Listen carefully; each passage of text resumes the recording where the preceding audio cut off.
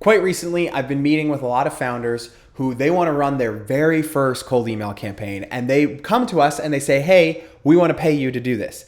And if you don't have any sales reps, you don't have a meaningfully successful way to get customers today, and you haven't won on any other channels, I have to say hiring an agency is probably one of the worst things that you can do.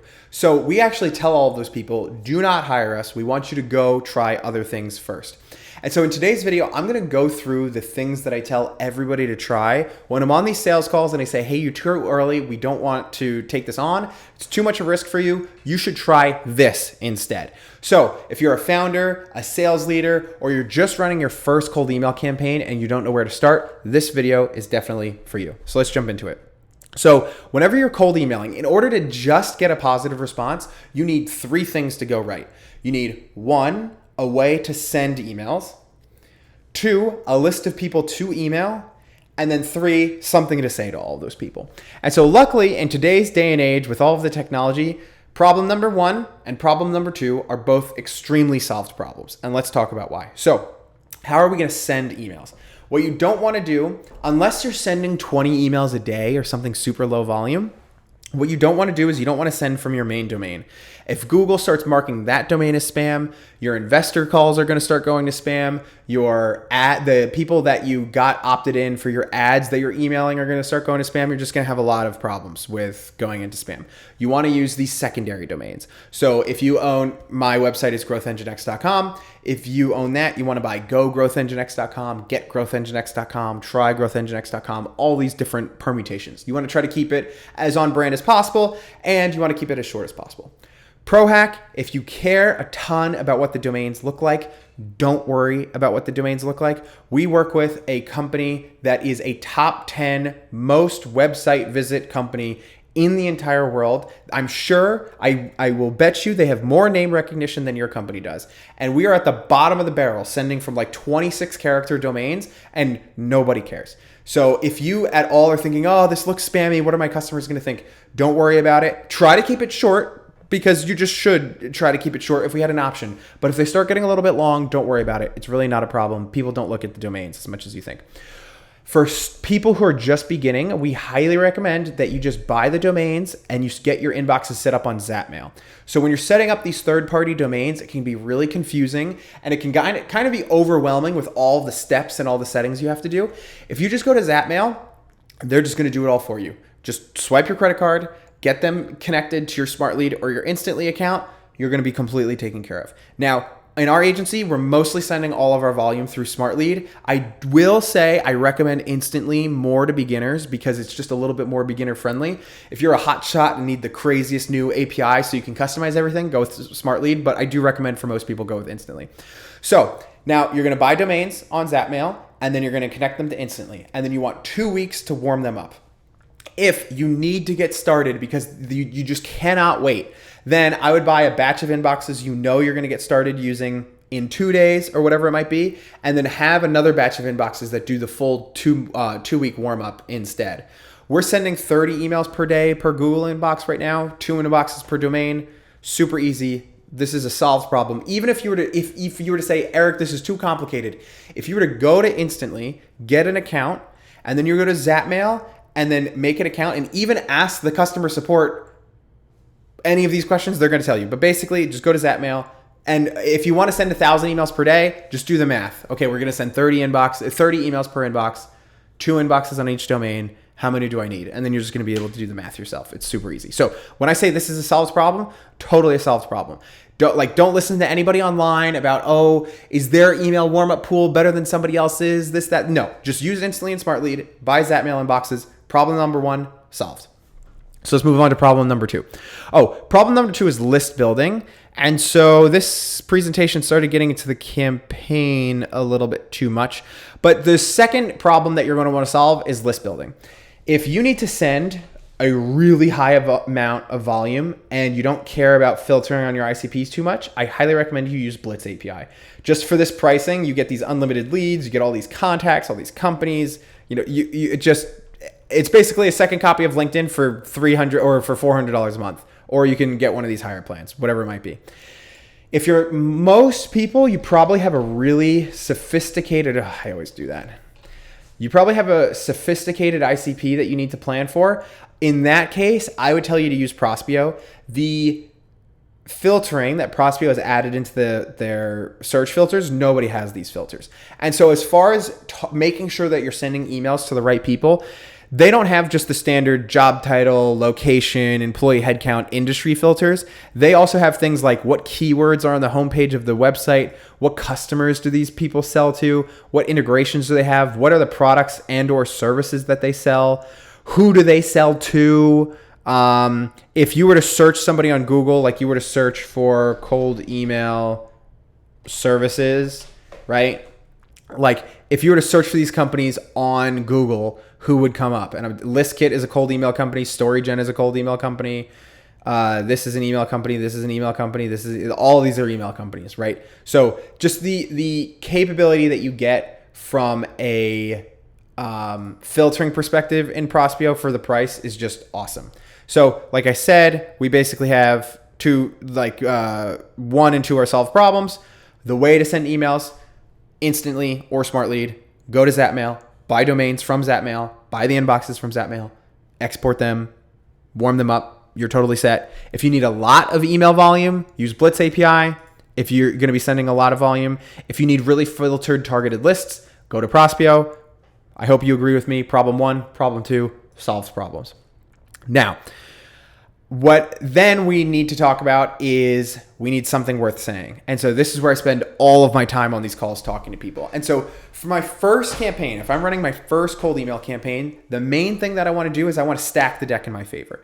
So you want the list to feel like you're shooting fish in a barrel. So when I think about the most repeatable, successful campaigns that we run on behalf of customers, it is when they are attending an event and the event is coming up and they have a phenomenal offer at that event. And so if they say, hey, VP of sales, you're going to this event, I'm coming to this event, we help people with their sales tax or whatever it might be, or their commission payments, and we're going to be having a dinner at the event. Would you like to attend? As long as they're interested in that dinner and you're not some crazy company, you're going to get anywhere from a 5 to a 10% overall reply rate on that campaign. Really, really, really well targeted. And now, if you were to just invite people to a dinner, that's going to work well, maybe 2 to 3% reply rate. And if you just email people who are attending a event and just basically pitch them and say, hey, come by our booth and all those things, basically a 2 to 3% reply rate campaign on that as well too. It's going to go well. Both of those are going to go well. But when you combine a good list with a good offer, then you know that's where the magic happens. And so what I want to do is, as much as possible, I want to try to make my list in as close to shooting fish in a barrel as I can.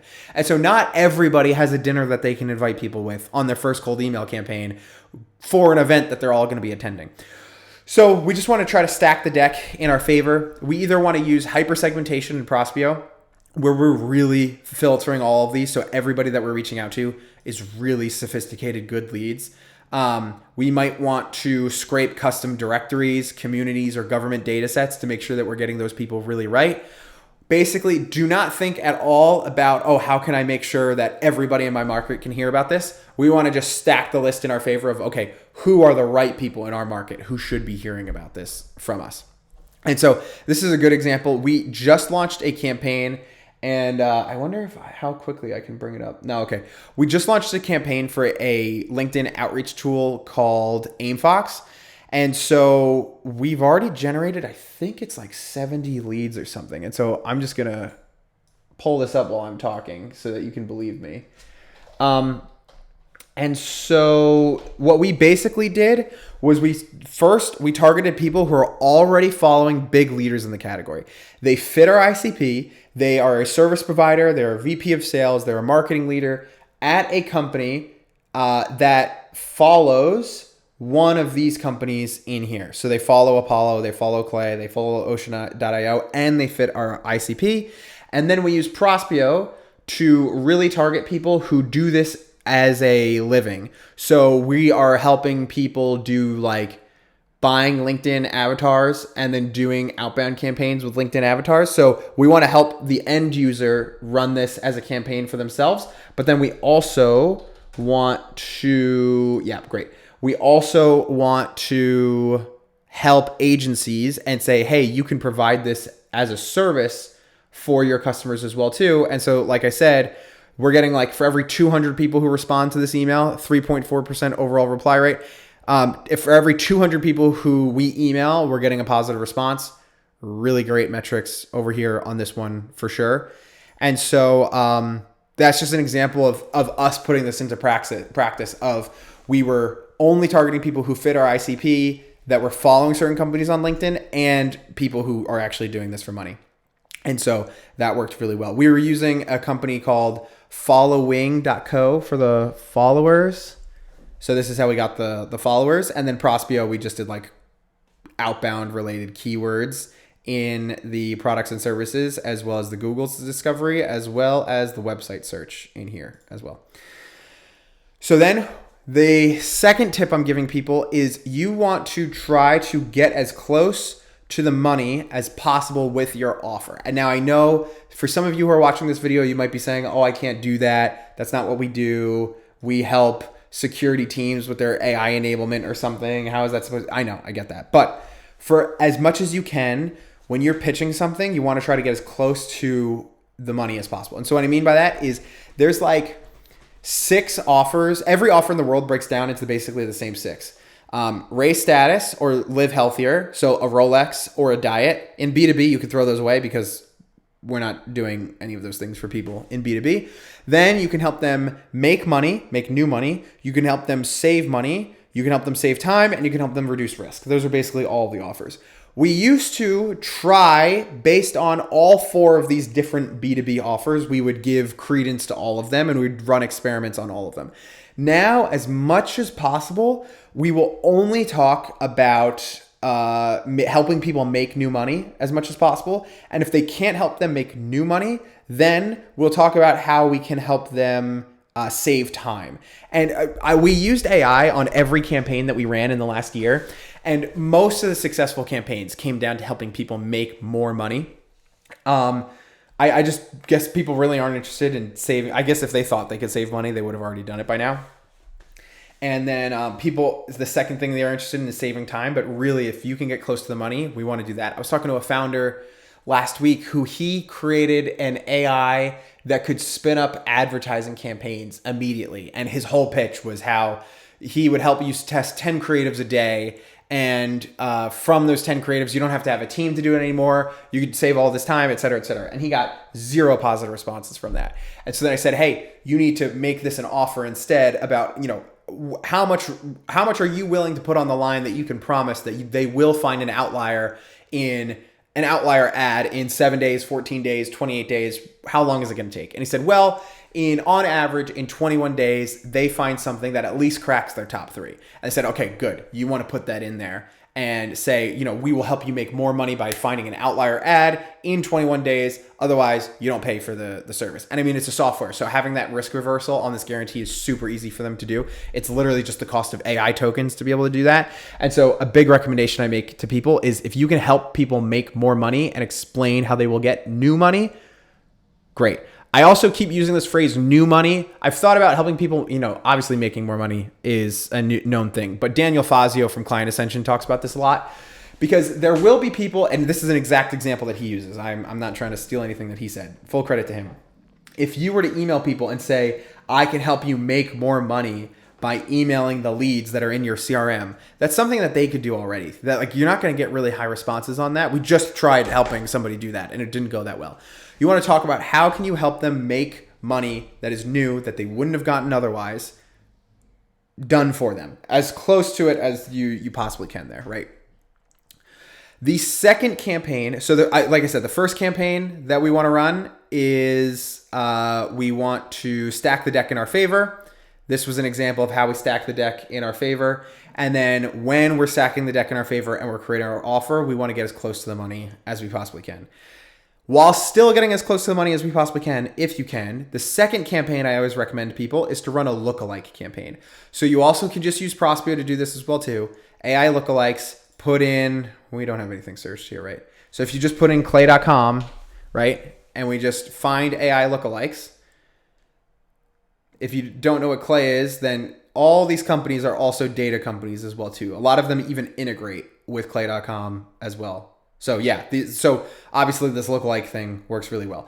I really like lookalike campaigns, and what I want you to do is literally say, we worked with this notable company that's similar to your company, and this is the result that we got them. We're reaching out because we think we can help you do the same thing as well. When would you want to talk about that? Or how can I do some free work for you? Or whatever your CTA is going to be there.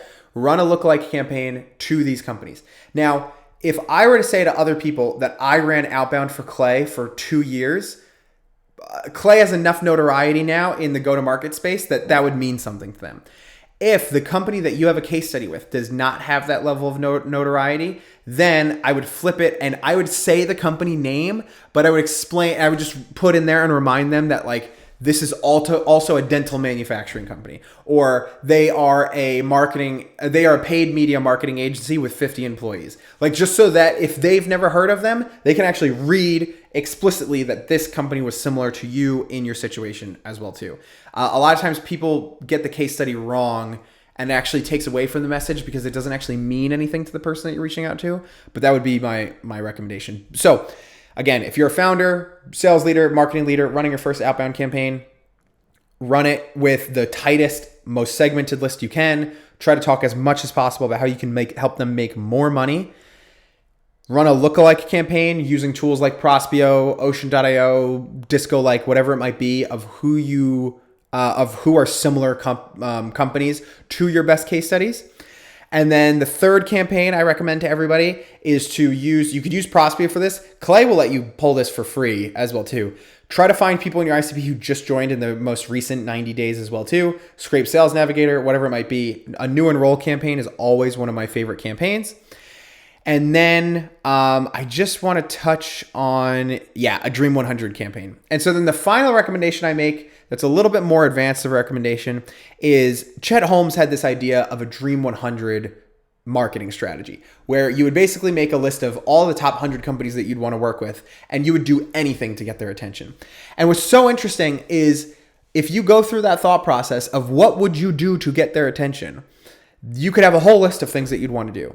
And then you could definitely break that list down into 1, 2, 3, 4, 5, 6 skills that you could create in Claude, so that instead of a Dream 100 being limited to you only being able to put enough work together to get somebody's attention, and you could reach out to 2 people a day because that's all the work that you can do for free in order to get their attention.